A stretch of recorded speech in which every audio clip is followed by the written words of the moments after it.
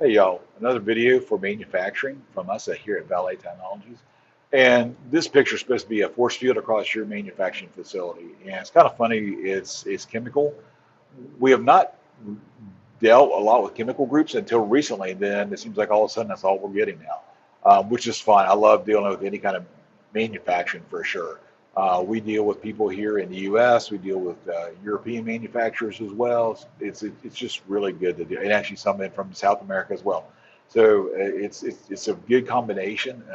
Keeps us on our toes for learning all the time as far as what we need to do.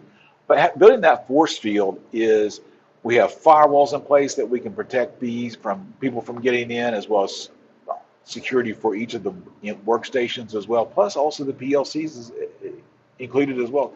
We have pieces of hardware that actually go on site and monitor everything. I mean, really in depth, each packet that's going across the network to make sure that it's not something that's going to send something to the PLC in order to do something wrong. So it's very in depth of what we can get into as far from a security standpoint for your manufacturing facility. Many people that are not manufacturing don't understand this, but if you have a PLC that goes awry or is breached, then you understand what can possibly happen. Valves can open. I mean, millions can be lost in just a matter of seconds as well.